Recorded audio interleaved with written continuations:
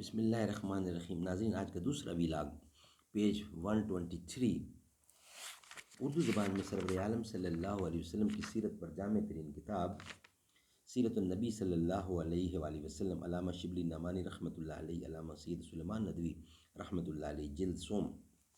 بسم اللہ الرحمن الرحیم، الحمد للہ رب العالمین والصلاة والسلام علی سید المرسلین وعلی آلہ واصحابہ اجمعین۔ رنگ محفل چاہتا ہے ایک مکمل انقلاب، چند شمعوں کے بھڑکنے سے سحر ہوتی ہے۔ رنگ محفل چاہتا ہے ایک مکمل انقلاب، چند شمعوں کے بھڑکنے سے سحر ہوتی ہے۔ اس قلب ماہیت کا نتیجہ یہ ہے کہ انبیاء اعظام علیہم السلام کا ذکر ہی کیا، ملک کی موجودہ تحریک ترک موالات کے بانی کی ذرا غیر معمولی اخلاق سے آراستہ زندگی بھی ان کو روحانی کمالات ہی کا پرتو نظر آتا ہے۔ انتہا یہ کہ ان کی طرف جو طرح طرح کی کرامتیں منسوب کی جاتی ہیں، یہ تحریر گزشتہ تحریک ترک موالات کے شباب کے زمانے میں لکھی گئی ہے۔ اس طرح اس وقت طرح طرح کی یہ کرامتیں ملک میں پھیلی تھیں۔ ان میں ایک مشہور واقعہ بعض درختوں سے روتی جیسی ایک چیز کا، یعنی روئی، درختوں سے روئی جیسی ایک چیز کا نکلتا ہے۔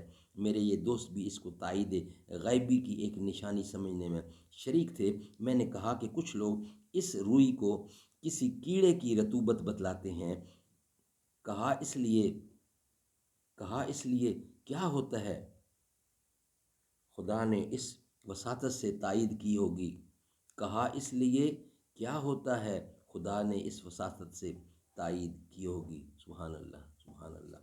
ناظرین، یہ تھا آج کا ویلاگ نمبر 2۔ انشاءاللہ ویلاگ نمبر 3 کے ساتھ اب آپ سے سامنا ہوگا۔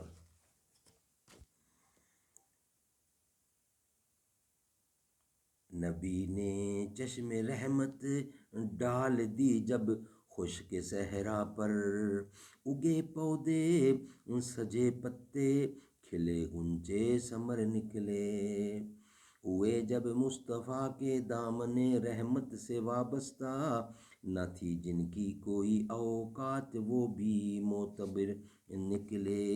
شہیدی کا خیال تو ہستی پر جما لایا، دل مضطر ہوا خوشتر علم ٹوٹے ضرر نکلے۔ قدم خیر الامم کے جس زمیں پر جلوہ آرا ہوں، تو اس کی خاک سے مہتاب جیسا کرو فر نکلے۔